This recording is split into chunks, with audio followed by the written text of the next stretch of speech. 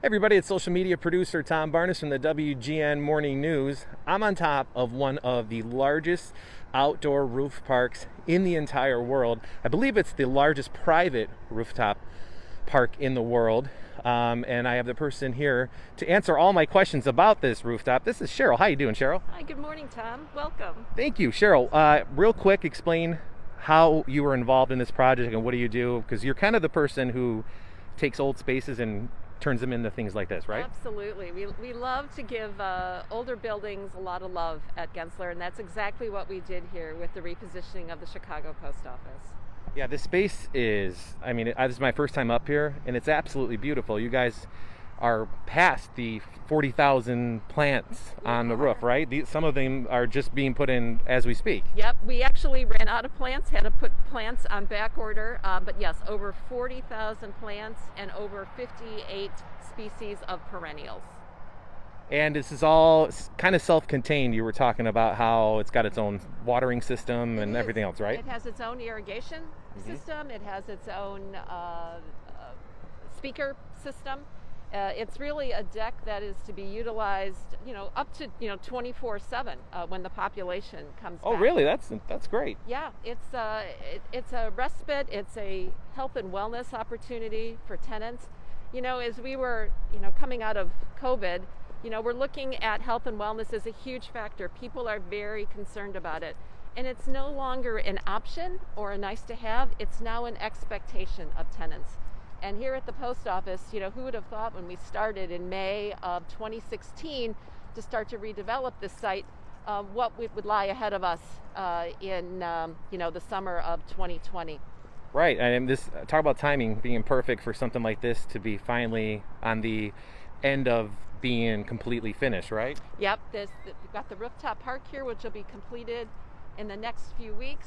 And then we'll have the food hall in the building, which will debut early next year. And we were talking about how important this space is for the downtown financial district, specifically in this park, because this building was vacant for a long time, and now it's been vacant for over 20 years. And 601, the developer out of New York, had a lot of faith and passion and assembled a team that was, as passionate as well to restore this icon. We affectionately call her Sleeping Beauty.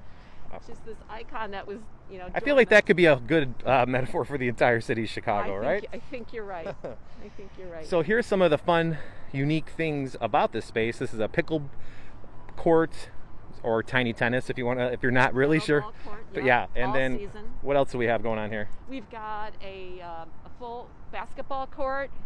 We'll take a look at the swings a little while later. You also have a quarter-mile running track. So this is a rooftop park that is solely for the tenants and their guests. It can be utilized for private events, but it's a place for people to come up and not only conduct work, but to get away from work, get some fitness in, all contained in the fresh outdoors, and just look at that Chicago skyline. I know, we were like right in the backyard of the Willis Tower. Isn't that amazing? Yeah. But this building, it anchors kind of the southwest corner of the loop, and it's activated other developments nearby. It's been a great catalyst, and it's been a unique experience from beginning back in May of 2016. It had a huge demolition component that was involved. We had to abate a lot of mold, asbestos, and lead from the site, tear out all the existing postal equipment that existed, and get the space ready for office workers to move into with 250,000 square foot floor plates. It's been a lot of fun. This building itself is a large building, not to mention the rooftop that you guys have converted into this park, right? Right. So overall, the building is 2.5 million square feet. It's a 3.5-acre rooftop park, the equivalent of 4 U.S. football fields.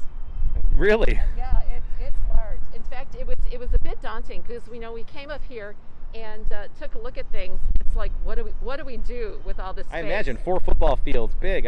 How do we program it? And so we thoughtfully worked with Telos, the leasing team, 601. Ownership and a number of others to figure out what would be the most beneficial program for tenants in this building. And again, it's the sports aspect. You can have private concerts up here. You've got a little bit of berms for stadium seating to watch games. But you could do just about anything up here. And you can see the lake, which I mean, outside of some tall buildings, I don't think you can see the lake from this area of the city for quite some time in some of these older buildings. But because of the mass, just footprint of this building, you got a nice little lake view. And then you said this right here is the running track right here, this right gravel here track. On the pea gravel, we have quarter-mile running. Let's keep track. walking. Let's Sure. get this whole thing. So this is the berm you were talking about after these basketball courts, right? Right. So people can sit and watch a game. On the other side and around here, small, tiny concerts. There will be a curated program. Once all the tenants are back in the building, there will be different features up here. The bar will be activated on some evenings for the tenants. But the people that are back coming to this building, Which is open now. People can come up here right now. absolutely, there are tenants occupying the building, and they feel a sense of security in knowing that building ownership cares about their welfare, the things that they're doing, the amenities that they're providing. This building is really built for its time right now in terms of social distancing. It's not a building that only has one entrance and exit. You've got multiple entrances and exits, multiple elevator cords to get up to space, and plenty of stairs to be activated also. And the beauty of this is that this building is a side scraper or a ground scraper. Mm-hmm. It isn't a high rise, so you've got the beauty of the large floor plates where people can move around. Those large floor plates can celebrate and activate the culture of an organization. So when you take all of that and you put it together, it's a very compelling offering to tenants, and we're about 81% leased right now. Wow. What are we in right now as far as the space? Like, we're walking in this little private path here, and there's a few of them around here.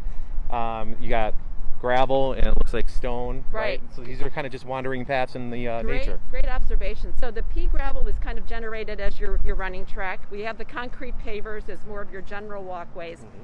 And the river rock that you're seeing, if you would look at some of the drone footage that's available when you're looking at overhead, the river rock exemplifies kind of this patterning of the Art Deco movement, which this building takes after. Yeah, So we yeah, have how about it? a Look at that. definite patterning on the type of the roof, which breaks up the perennial beds as well.